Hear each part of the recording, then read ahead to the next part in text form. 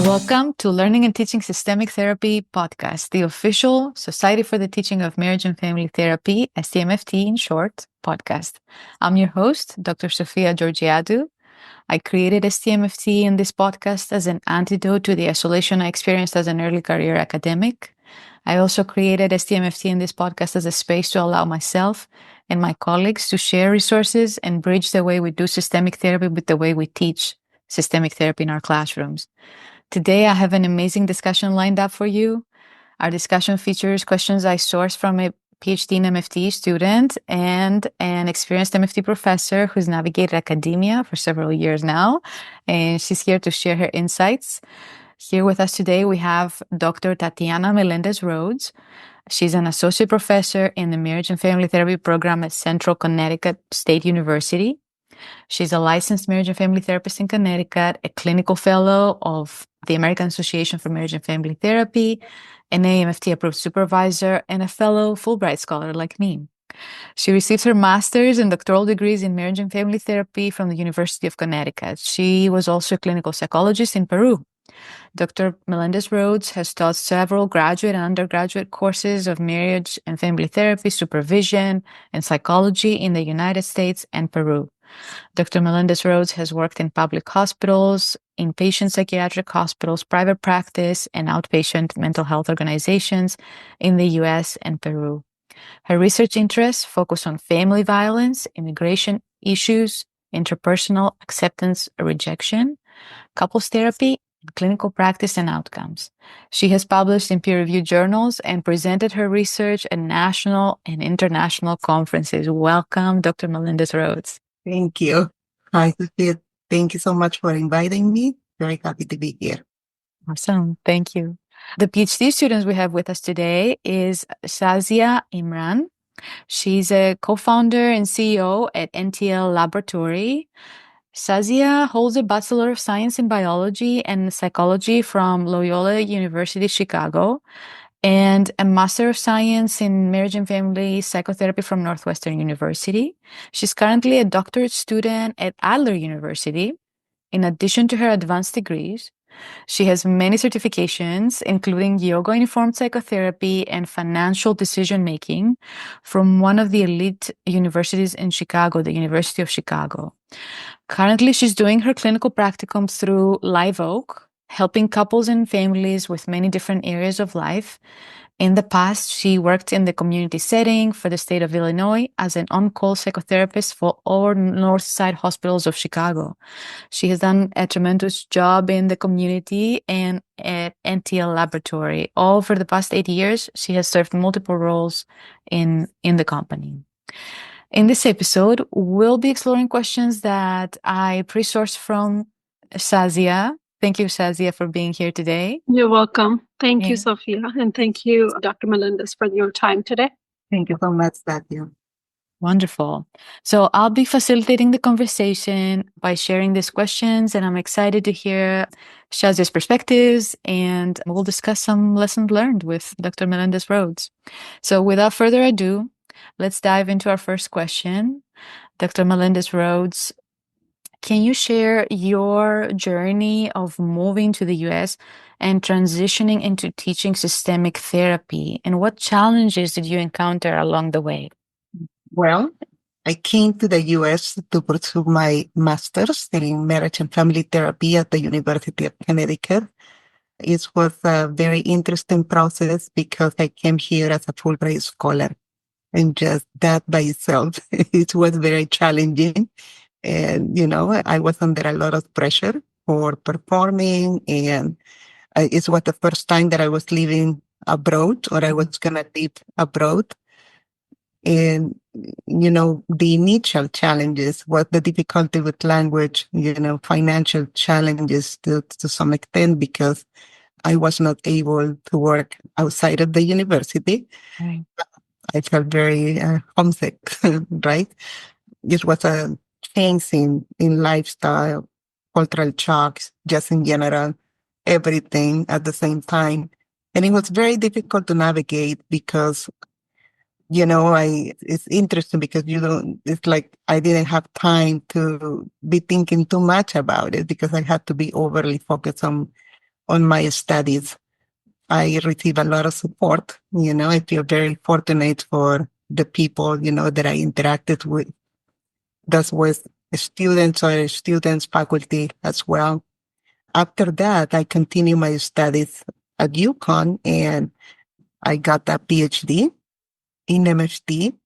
And then during my doctoral studies, before I completed it, I worked, like most people that are doing their doctoral, I work as a teaching and research assistant. That was my first exposure to working with undergraduate students. Mm-hmm.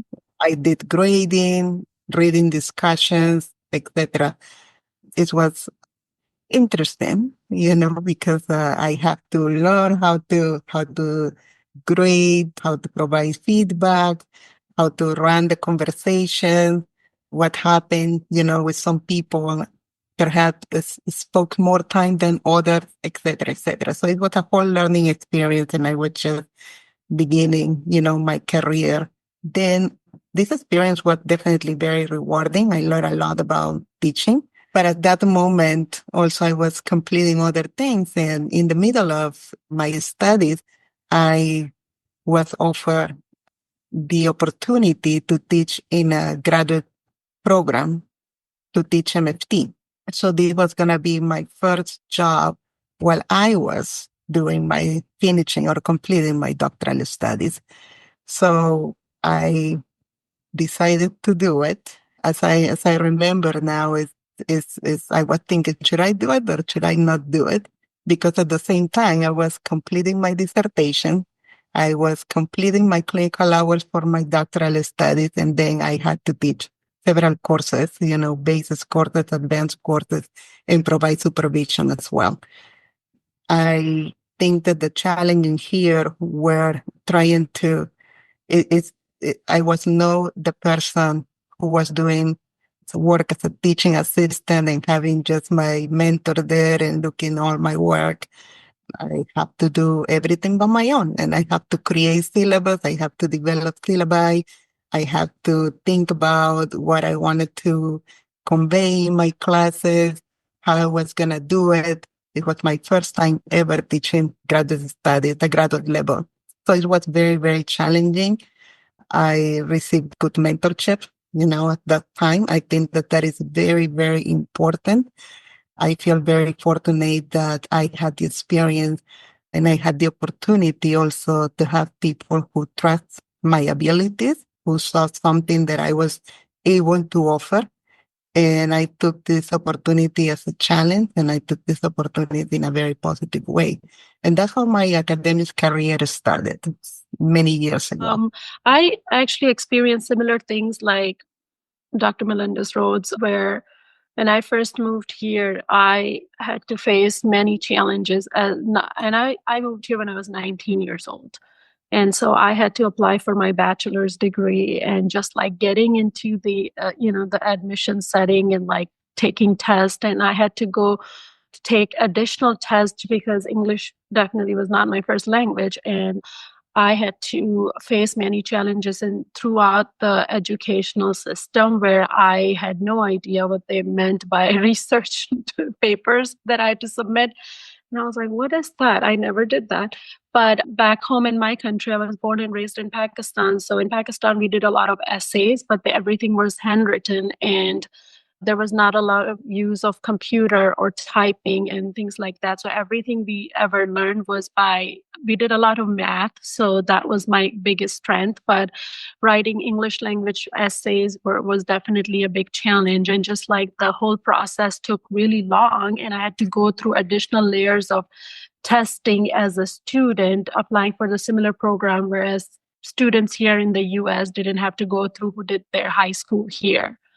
So these were initial challenges that I faced. And then I actually did teach elementary school back home because you can actually do that while you're in college. But when I moved here, I was just a student. I felt that loss of like not having that authority to not only like be an educator, but also like now I need to learn everything all over again. So, the phase wise, like I went from this huge, I'm teaching, I'm mentoring, I'm talking to other faculties, and here I am in the new country already facing other challenges like navigating immigration issues and things like that. And then also now I'm a student, so I'm learning so many new things. But I did have really good support for some of my peers and also the faculty who were helping me with the admissions process. But at the same time, there were people who just didn't communicate with me about anything and just expected me to be on the same level as all other students here. So it was very challenging in the beginning. Yeah, I think you're describing the hidden curriculum, what is called the hidden curriculum in the literature in these days, perfectly, Shazia. All of the implied knowledge that we're supposed to have arriving from a different environment into the US. I wanted to circle back to Dr. Melendez-Rhodes and ask specifically when it came to teaching your first few classes of systemic therapy. I'm curious, what resources do you remember using at the time? Did you have a class about pedagogy or teaching in your PhD program? Or what were some of the initial resources that you used to design your courses? Like, what was your inspiration? I'm curious to know. Thank you. Thank you for the question. But before I move to the answer, I want to thank Satya, for her insight and for, sharing the experiences. I think that's very interesting. I could respond and we could continue this conversation for a long time because That's our I was podcast listening. too. As I was listening, it immediately brought some memories, So I'm gonna Thank answer you. the question. You're very welcome. Answer the question from Sophia. Well, I have to say that I was a very good student when I was in my undergraduate course. And I had to be, as in a competition for a Fulbright, award. That is the expectation. And, also taking so many tests and being able to do everything and etc. I was used to put a lot of effort into my studies. And I think that translated into the effort that I put to prepare for my classes as well. I have to say that I was extremely concerned and scared.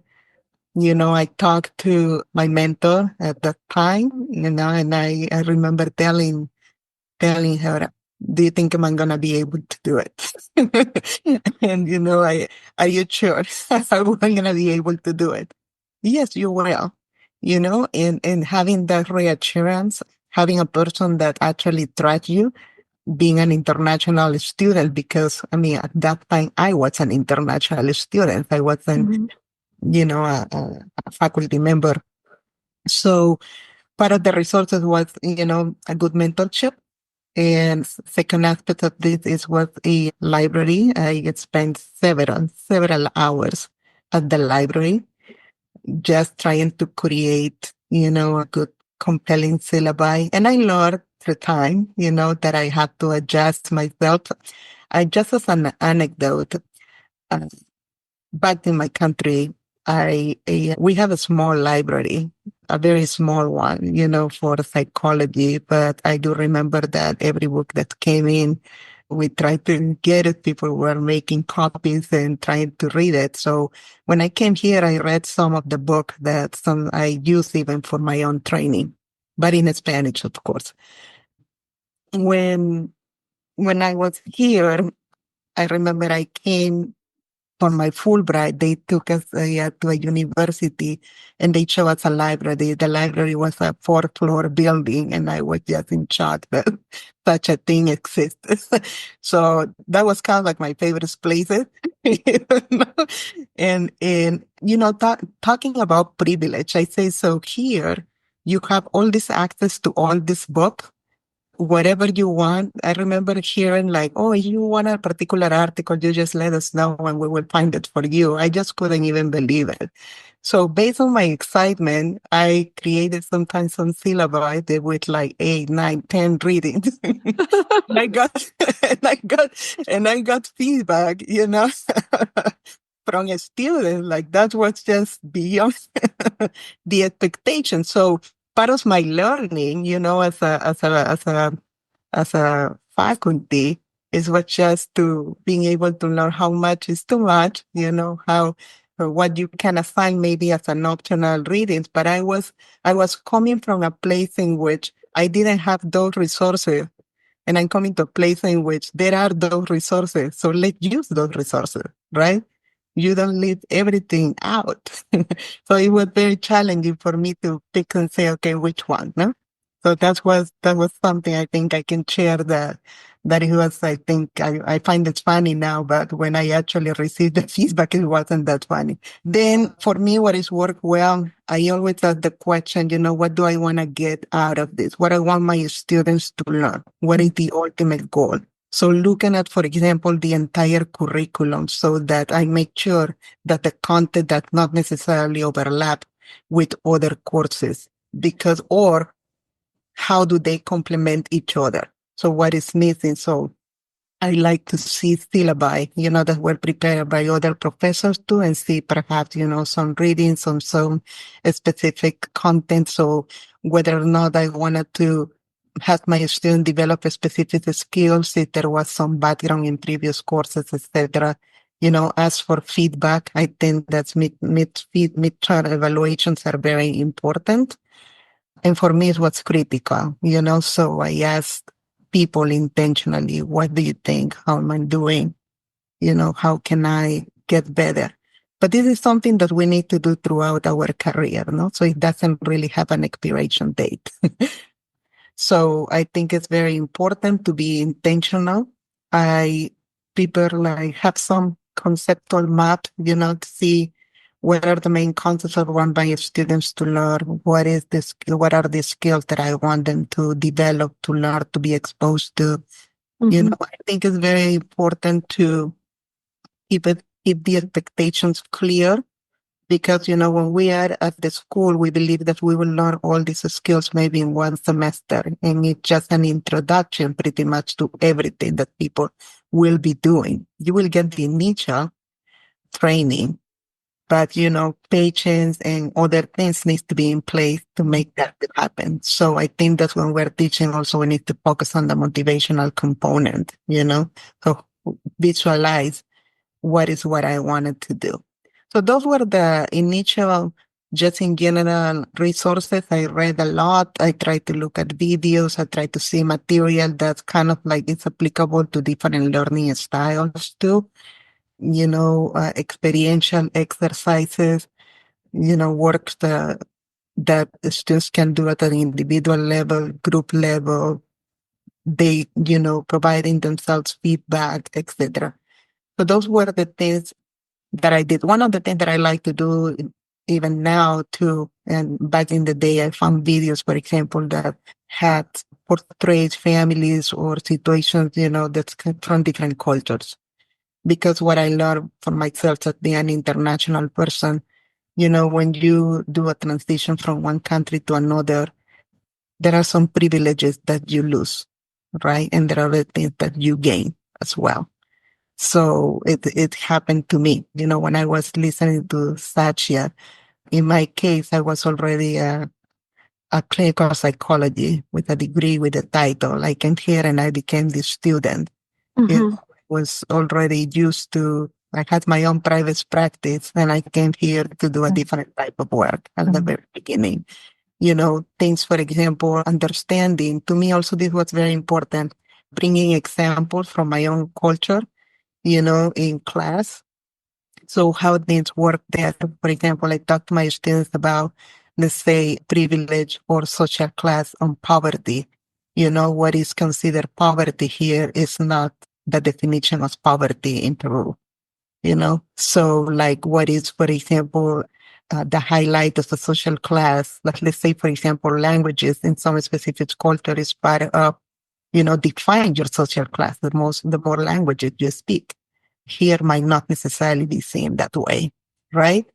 Same way with concepts like, for example, poverty. So a person might not have, some specific thing, but might be driving, might have a car, interact the total opposite of that. So I think that giving a student those opportunities, for having discussions and even case studies that incorporate those kind of situations, give them a good opportunity to reflect, to discuss, to say, or just, say how they would do things, based on their current reality.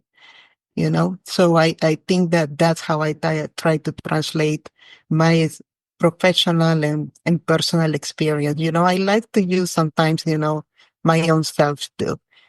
And I mean, you can call it resources if you will, but you want. But in my case, for example, I like to share times in which I fail. Successful times, but at the same time, when I myself, I fail. Like, for example, I might be teaching ethics and I think that I did, that I should have not done, or I did, but there was more step to be completed. And sometimes happened because I didn't have the full story or I didn't know. So we discussed about the importance of, being a little bit more detail oriented in some situations. As part of, was my own training, personal training, yet even before I came here, I utilized everything I learned before and then, I apply it here too with everything that I learned here. I value, the feedback also that I received from my mentors and colleagues. Yeah, I'm very curious about the feedback you received from mentors because were they also not US born or were they US born educators? I have, thankfully, I have my mentors were here. I have colleagues from here, but I have also colleagues who, came from different cultures. And I always told them, please tell me the truth. Don't tell me things just to make me feel good. And, and, just tell me everything is great or wonderful. And you say, these are areas that probably you can improve. Some people were more direct than others, and sometimes, I mean, let's be honest, at the very beginning might not be the great thing that you hear, but at the end, I think that it really helped you, to look at things from a different perspective. What we do with evaluation too, right? Course evaluations. I mean, not everything might be necessarily great, but at the same time, I think we need to be careful not to let that to define who we are and what we can bring, to the class. Shazia, you have some thoughts? Yeah, I was just thinking about that, how some of the things that I've also experienced, and Tatiana mentioned that, and it's great because she's absolutely right. Like in the beginning, because as she was talking, I was also like recalling some of the previous, like early memories of me, like in class, just like learning. And I remember my very first paper that I wrote and I submitted, it was about 8 pages long paper. And at that time, 8 seemed so much, right? And I was only 19 and a half years old. And I was like, I don't know what I'm doing, but I'm going to somehow make it 8 pages because that was the requirement, right? I go in and I said, before I submit, I want my teacher to give me feedback. And I still, till this day, remember the teacher as well as the paper. And I still have it saved on my computer because the feedback that I got was that my 8 page paper turned out to be only 2 pages. And he literally grabbed a pen and on top of my paper, he said, this is all extra. Moving on to the next page. You don't need to write this. This is not important. The third page, you need to expand that. And then fourth page, there's a lot of grammar errors. You need to have some connections and some transitions here. And then I remember walking out of my teacher's office and I was crying. And he asked me, I still remember his name, Dr. Bonvicini, and he said, why are you crying? And I said, because I am happy and I'm sad. And he said, why are you sad? And I said, let me tell you why I'm happy first. And he said, why are you happy? And I said, I'm happy because I got great feedback but I'm sad because the requirement is still 8 pages. How I'm going to make a 2-page paper now to 8 pages. So a lot of feedback, which really developed me as, grew me as a person, as a student, as a therapist, and also as a mother too, because I have kids and I have family, and I want to be a good example for them that whatever you go through, this has become part of your life experience. So every experience, negative or positive, has meaning and does help you in your journey along the way. So I remember, like, the most I learned from all my teachers who were very, very strict with me. I learned the most because they taught me things that I was not ready to hear.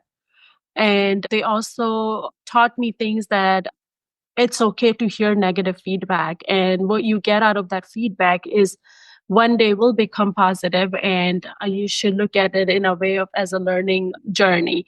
And that's what I did. I learned a lot from my professors, my actually my colleagues, and also my supervisor, especially at Northwestern. One of the best supervisors that I had, Corina Matson, she was my group supervisor there at Northwestern. And I remember seeing clients the very first time, and I had no idea what I was doing because all I was told was, you have new clients and now you're going to start seeing them next week. And it was just very hard for me to, like, because I never done therapy before, right? And especially therapy for in English was so much different than what I have learned and what I have seen in my country, which was, of course, in Urdu. So it was a different language, different cultural background, also diverse background, because I worked with multiple, modalities with couples, sometimes with families, and also young kids and older people. And so I've done it all. But it definitely takes a lot of courage, and which definitely, Tatiana, you mentioned about the courage part, that you never gave up. So I think it's really important to have that hope that what you will, you will see the results. So always being hopeful and also being open to feedback, I think, is really important. And along the way, you know your ways, right? So what I also learned, that things that were not helping me out, I was in the beginning was just very scared and honestly fearful to, like, say that this is not helping me, but I would be quiet.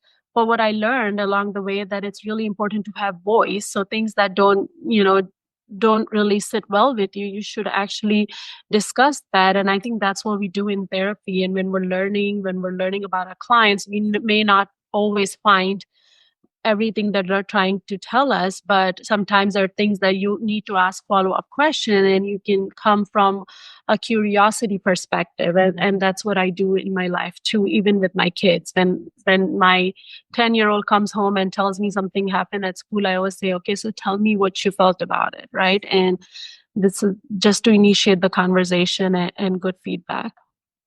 You're gonna some really emotionally intelligent kids. I can already see it. That's awesome. They're gonna start recognizing, like, using the feelings wheel and everything.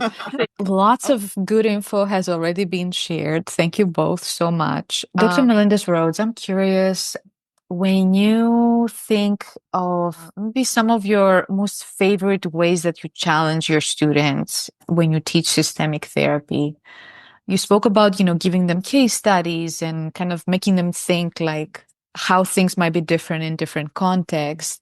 I'm wondering if you have any favorite activities or reflections that you invite them to have as part of assignments or assessments. Maybe specific ways that you are challenging them because it's you and that's your didactic style. I think that I cannot specifically tell you this activity promotes this, because I find, let's say, magic or great moments, and in conversations, for the most part, in discussions in class. I might pose a specific questions or a situation, and then, it's very interesting to see that dynamic in the classroom when different students start participating in one, start challenging the other one, but at the same time promoting collaboration. So I'll give you one example. So we have recently been using simulation And, it's a very good tool, to use for learning purposes and developing and increasing clinical skills. But at the same time, it could be extremely challenging. Like, for example, most of the time we do role plays in the classroom, but everybody know each other, and it's kind of like, sometimes when the professor is close by, everybody just say what they believe we might want to hear. But when it's come to simulation, so everything is unexpected, right? And I think that's what I really like to do is we are discussing theoretical component is instill hope, and like help the students to believe in themselves, in their own skills. Avoid comparison, comparing themselves with one another, because each of them is unique. Each of them bring important aspect to the section of themselves and their own skills. And as hard as this might be to believe that when they are starting, but I think that reassuring, discussing, talking about those things, let things don't work, because in reality, every time that we work with clients, we might get stuck, regardless of how much experience we have in the field. So being stuck should be normalized. And I like to have a discussion about all those things, because it's reality. And, when you accept yourself from a perspective in which you don't have to portray yourself as being perfect, as being successful and move the session so smoothly, because it's not necessarily it's going to be that way. So I like the process, towards the end, in which when you see them doing things, or when or an assignment that it looks so complicated at the very beginning, now that they have trust the process, that they had more experience, they are more capable of doing it. And they do it in a way in which actually is good at the level in which they are in. So I think that reassurance motivate them at discussing, reflecting, normalizing negative experiences within the therapy room also. It is important. And I mean, that's more of a personal style that I have, that I'm sure that many colleagues might have some similar or variations of those. That's what I like to use. I'm not sure if I'm responding, to your questioning. To some extent, I couldn't call it specifically. This is the assignment that all of did.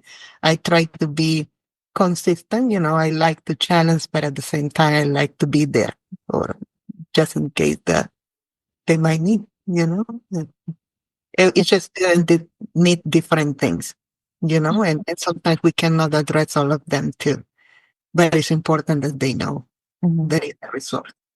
Can you say more about the simulation process and how do you set that up for students? I'm curious. Curiosity, by the way, is my superpower. Shazia, you spoke about curiosity. My parents started asking why when you were 3 years old and you never stopped. So that's, that's me, yeah. Yes, I think that, well, we use it for implementing, some clinical skills for just, put that practical component into some, specific classes, and having the students to being able to operate, in a very similar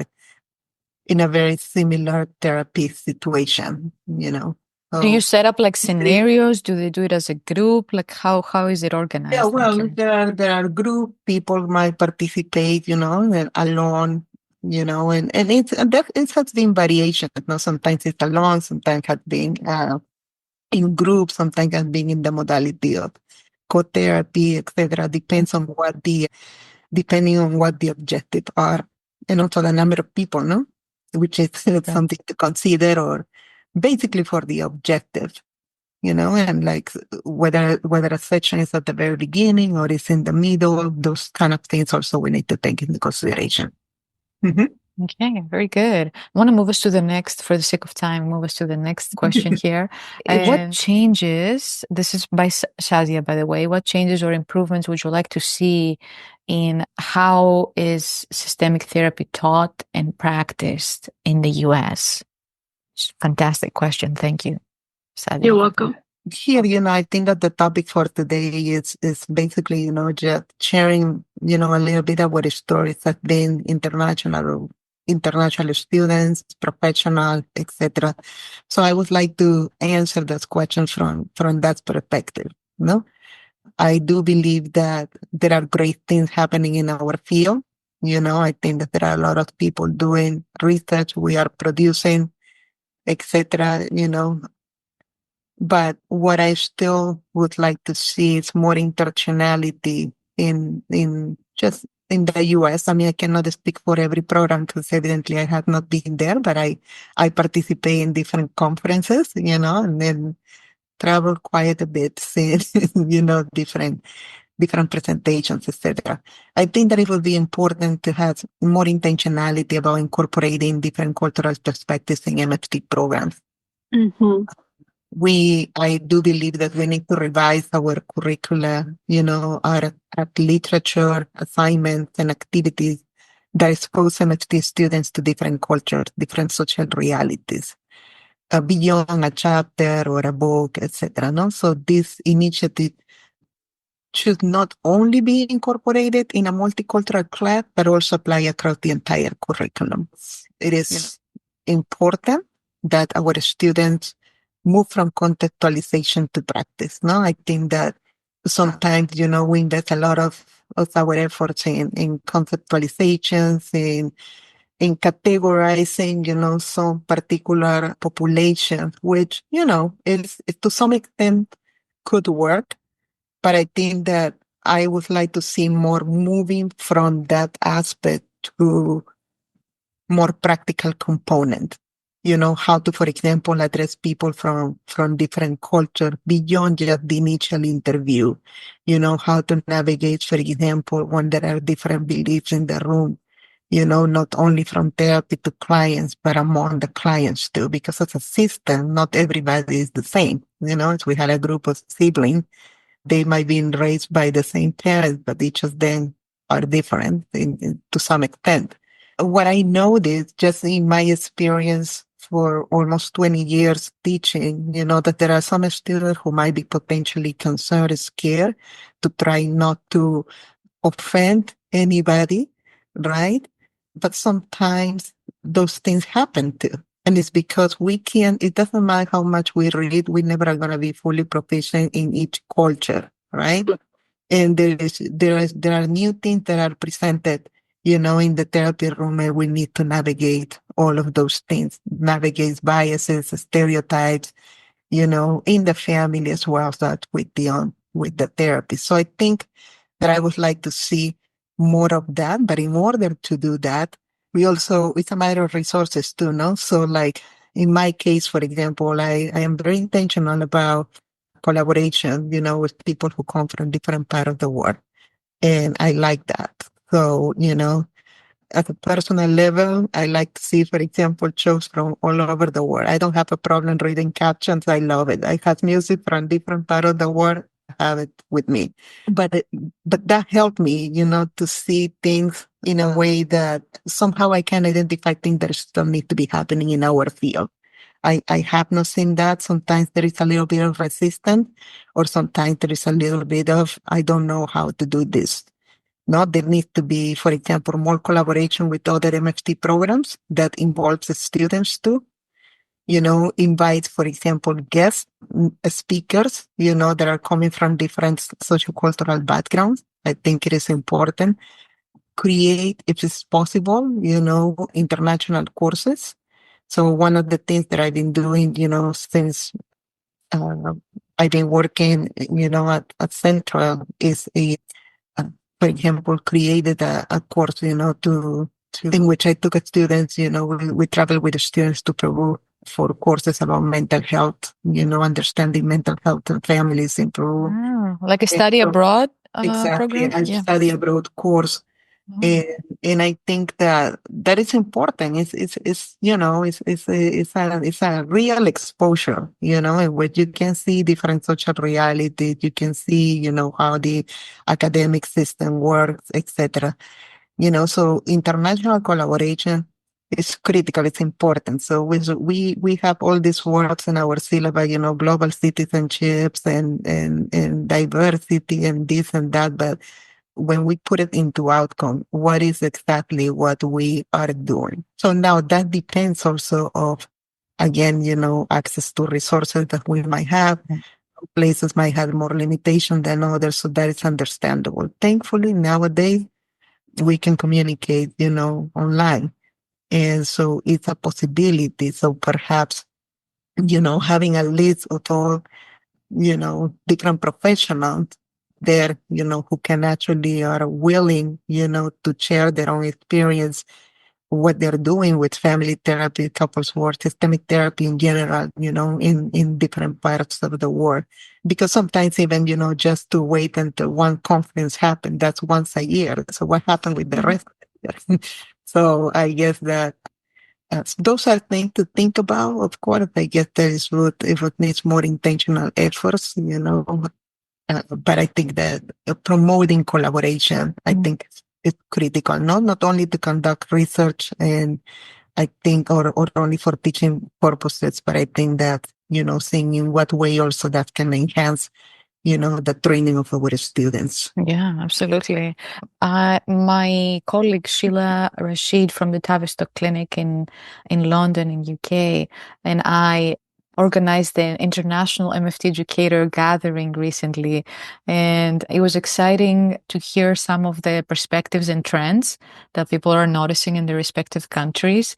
And we also talked about collaborations and what can we build together to create awareness, public awareness about our profession, to recruit more trainers and clinicians into our field.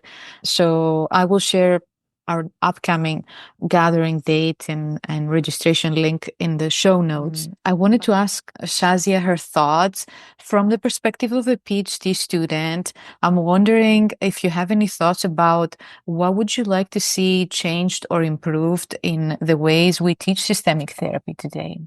Yeah, definitely. Thank you for asking me this question because I was just wondering about that too. There are many things that I've noticed, like she mentioned, that we're doing really good work, right? But there's also this like lack of knowing from the perspective of culture and diversity. A lot of the teaching and systemic therapy, like textbooks and also models, even looking at just theories, we talk a lot about coming from a Eurocentric perspective of like white men and their families, right? Like we don't talk a lot about multiracial families, families with biracial couples, family with, having a person from a different culture. I think a lot of our texts only focus on like the reality or the head like the norms, which is definitely like a family who is dealing with depression where parents are close to getting divorced, but we don't talk about like what religion, we don't talk also about, I feel like faith is like something that we're as therapists are so either don't have enough knowledge or too scared to be talking about it because it becomes political at some point, right?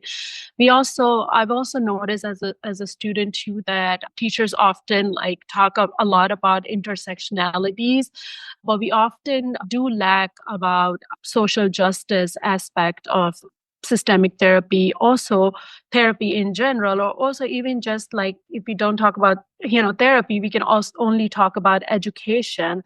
To be honest with you, I had no idea about, I come from a very patriarchal society, but I did not know what patriarchy meant until I started at Adler and I realized, wow, this is what I've been dealing with. This is what my mom dealt all her life. And I'm thinking of it as culture, but no, it's the culture norm that we're thinking is norm, but is actually is a bigger problem, right? There are so many marginalized communities that we often ignore, but we are too focused on the bigger issues about, and no offense to the LGBTQIA community, but we talk a lot about them, but when it comes to the real rights of other minorities, we tend to forget. Like in my own cohort too, I'm the only Muslim person and we never talk about religion. And so this is like something that I feel like we're lacking. And I think that teachers are not intentionally, but unintentionally not realizing that. And also because they're, we all become used to something and we just keep doing the same thing over and over again. So the patterns and dynamics are good. The intentions are good, but I think there needs to be some change that needs to happen. And as a person of color, also therapist of color, I feel like it is my job to also, implement some of those changes. So my plan is when I'm actually just recently applied for the internship in the program to teach. And if I do get an opportunity to do that, my plan is to definitely have open-ended questions, and also like challenging my students to think about some of these aspects of intersectionalities and social justice, for not just the privileged community, but also marginalized population as well. Lovely. I agree with you that we don't talk enough about spirituality and faith in our courses. I find that I'm guilty of that probably as well. I love what Dr. Melendez-Rhodes said earlier about talking about our own failures as clinicians and trainers, and talking about the things that didn't work as well, or the places that we got stuck. I am a big fan of deliberate practice. I love all of the books published by the deliberate practice team out of the Centio University and published by the APA. I will link those in the show notes, and I would like to see more emphasis on bridging theory and application in our field. I don't think there's enough of that. And when you spoke about exposing the students to more different frames of cultural understanding, spirituality, faiths, different types of faith, I was thinking of one of our colleagues, Dr. Lisa Merchant. She shared one of her syllabi with me, and I think it was a cultural diversity course, and she had intentional, what she called cultural plunges for students, where they had to deliberately pick places to go or experiences to have that they were not necessarily familiar with, and then reflect on that experience that was outside of the classroom.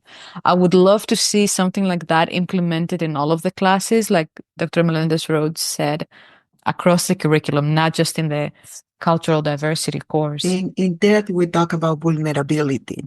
So at different levels, right? So being able to become vulnerable first to, it could be take an action or for self-reflection, or something might change at that moment. But that also needs to be applicable for therapists as well. No, I think it's very important to be out of our own comfort zone too. And, experience all these things, because we teach, but it's also for us as part of our own training, So I, totally agree with Shazia in some of the topics perhaps are lacking, when it comes to teacher having conversations or discussions, no? Yeah, sometimes I feel like we become too comfortable doing the same things over and over again, that we don't like to see change, and because we're too comfortable in our spaces and in our areas of expertise, that we sometimes just decide not to explore different things, or different things that are even around us that are happening, and we just like close our eyes on those things because we say that, oh, that's not my specialty. Not everything has to be your specialty, but you can always be curious and be open to learn and appreciate other cultures and other people from different diverse backgrounds. Yeah, agreed. We're gonna go ahead and wrap up our conversation here. I want to say a big thank you to our fantastic guests, Dr. Tatiana Melendez-Rhodes and Thank you. Shazia Imran, for sharing their experiences on teaching and learning marriage and family therapy. I hope their wisdom and experiences will help our fellow educators and listeners on their own academic career journey. Dr. Melendez-Rhodes, how can listeners interested in your work reach out to you? Well, I am at Central Connecticut State University, and in the Marriage and Family Therapy program, I am the program coordinator. I can share with you the link. Okay, fantastic. Sure. I'll be more than happy to connect with, students or the faculty. Fantastic. And Shazia, how can listeners interested in your work reach out to you? So I can definitely share my practicum site where clients can reach out. But if there are other people that are interested, like a colleague, I can also share my personal email as well as my institution email at Adler. Wonderful. Okay, we're going to add those to the show notes. To our listeners, we hope you found today's discussion enlightening and inspiring.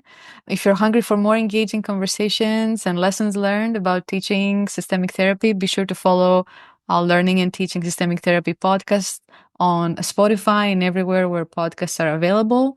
We have podcast episodes coming up every month, so stay tuned. At STMFT, we believe in the power of mentorship and the importance of representation in education. If you're interested in becoming a part of our mission or you're seeking guidance, please visit our website at stmft.coastmft.org. Also consider joining our Facebook group, www.facebook.com/groups/STMFT. Thank you for joining us today, and until next time, keep connecting and learning with colleagues. This is Dr. Sofia Georgiadou signing off for STMFT's Learning and Teaching Systemic Therapy.